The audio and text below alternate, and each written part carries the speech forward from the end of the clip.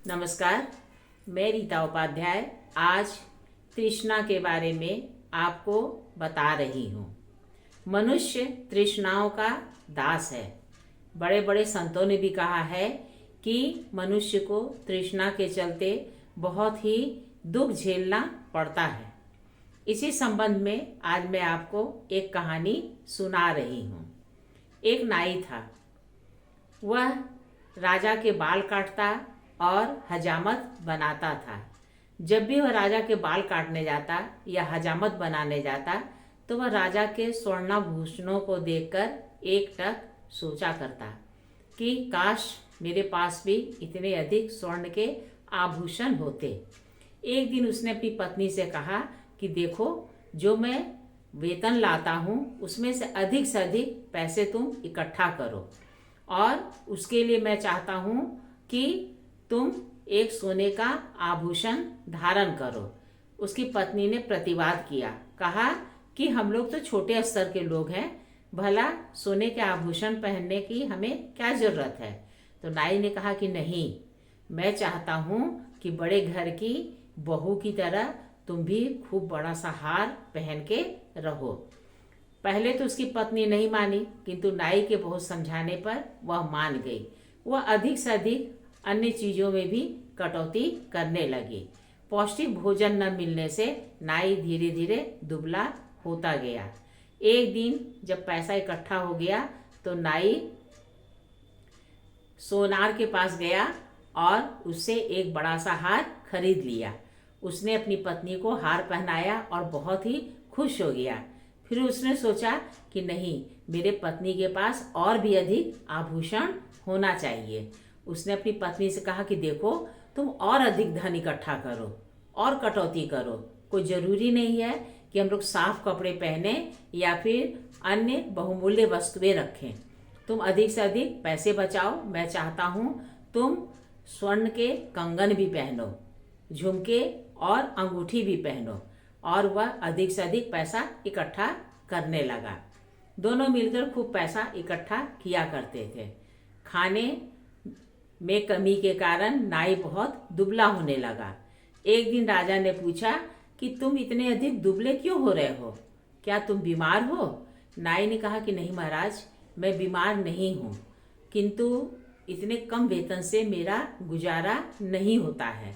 राजा ने कहा कि ठीक है, मैं तुम्हारा वेतन दुगना कर देता हूँ। राजा ने उसका वेतन दुगना कर दिया।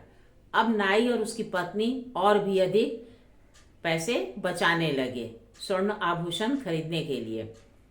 नाई और दुबला होने लगा दिन प्रतिदिन। एक दिन राजा ने फिर कहा कि देखो, तुम्हें मैं अधिक से अधिक वेतन देता हूँ, तुम खाते क्यों नहीं हो ठीक से। तो नाई ने कहा कि ठीक है सरकार, अगली बार मैं इसका ध्यान रखूंगा। एक दिन नाई की पत्नी घर का काम कर रही थी।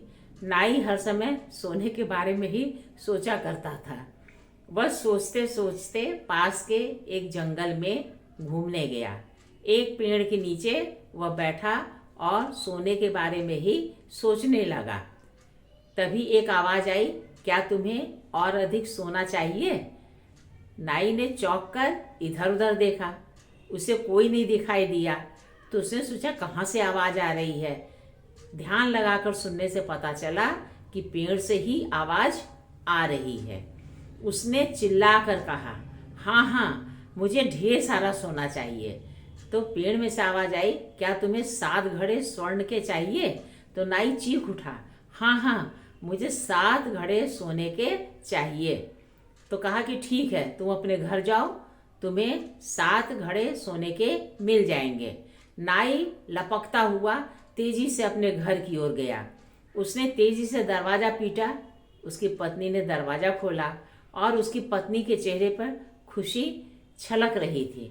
उसने नाई को जल्दी से हाथ पकड़ अंदर खींचा और दरवाज़ा बंद कर दिया और उसे लगभग ढकेलते हुए कमरे के अंदर ले जाने लगी। तो नाई ने कहा कि क्या बात है, तुम इतना खुश क्यों हो। तो उसकी पत्नी ने कहा कि चलो चलो, तुम अंदर चल के तो देखो क्या अंदर रखा है। नाई जल्दी से घर के अंदर गया। देखा उसमें 7 सोने के घड़े रखे हुए हैं। घड़े में सोना था अब नाई ने एक घड़े का ढक्कन हटाया तो उसमें सोना लबालब भरा हुआ था। दूसरे, तीसरे, चौथे, पांचवें, छठे सब में स्वर्ण भरा हुआ था, लेकिन जो सातवां घड़ा था वह खाली था। उसमें बहुत थोड़ा सा ही सोना था। नाई ने कहा कि देखो, यह बात किसी को मत बताना, और जब 6 घड़े में सोने भरे हैं तो हमें इस 7वें घड़े को भी स्वर्ण से लबालब भर देना चाहिए। और उसने अपनी पत्नी से कहा कि तुम अपना हाथ मुझे उतार कर दे दो।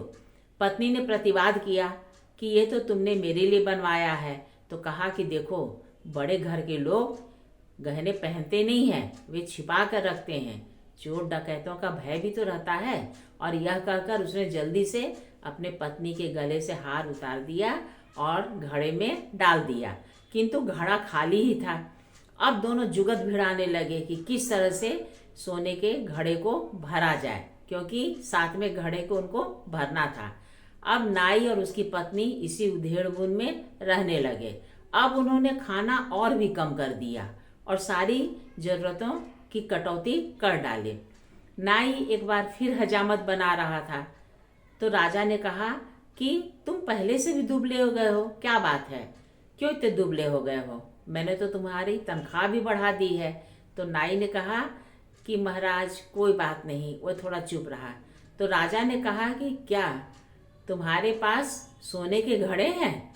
तो आश्चर्य हुआ नाई को। कहा कि महाराज आपने कैसे जाना? महाराज ने पुनः कहा कि और तुम्हारे पास 6 घड़े हैं, स्वर्ण से भरे हुए 7वां घड़ा खाली है। तो महाराज नाई हाथ जोड़कर खड़ा हो गया और कहने लगा, महाराज आपको यह बात कैसे पता चली? तो राजा ने कहा कि एक बार मैं भी इस तृष्णा में फंस गया था। मेरे पास भी 6 घड़े स्वर्ण से भरे हुए मिले थे और 7वां घड़ा खाली था। मैं उसमें जितना भी अधिक डालता था, घड़ा खाली का खाली रहता था। मैं तो बीच में ही समझ गया कि मुझे कोई इस फरेब में फंसा रहा है। इसलिए मैं तुरंत उस पेड़ के पास गया और कहा कि अपने घड़े वापस ले लो। पेड़ में से आवाज़ आई, ठीक है, मैं इसी समय अपने घड़े वापस लेता हूँ। और 7 घड़े गायब हो गए। अब नाई की समझ में आया कि 7वां घड़ा क्यों नहीं भरता है। बहुत सारा स्वर्ण डालने पर भी वह खाली क्यों रहता है? क्योंकि वह तृष्णा का घड़ा था। अब वह दौड़कर पेड़ के पास गया और कहा कि जल्दी से तुम अपने घड़े वापस ले लो। इस पर पेड़ से आवाज़ आई कि तुम बाद में पछताना नहीं। नाई ने कहा कि नहीं, मैं नहीं पछताऊंगा, लेकिन कृपया तुम अपने घड़े वापस ले लो। जब वह घर गया तो उसकी पत्नी उदास सी बैठी थी। नाई ने पूछा, क्या हुआ? तो कहा कि देखो, 7 घड़े गायब हो गए। और उसकी पत्नी का जो हार था और जितना भी उसने स्वर्ण उसमें डाला था, वो सब गायब हो गए थे। नाई ने कहा, कोई बात नहीं, देर आए दुरुस्त आए। चलो, हम बहुत बड़ी बर्बादी से बच गए। इस तरह से हम देखें तो वह घड़ा जो था तृष्णा का घड़ा था, जो कभी भरता नहीं है। मनुष्य की भी यही स्थिति है। वो जितना अधिक पाता है, उसकी लालसा उतनी ही ज़्यादा बढ़ती जाती है। हम जितनी कामना करते हैं, हमारी इच्छाएं उतनी ही बढ़ती जाती हैं और हमारी कामना कभी भी पूर्ण नहीं होती है। अब बताइए, ये कहानी आपको कैसी लगी? अगर अच्छी लगी हो तो कृपया लाइक और सब्सक्राइब कीजिएगा। नमस्कार।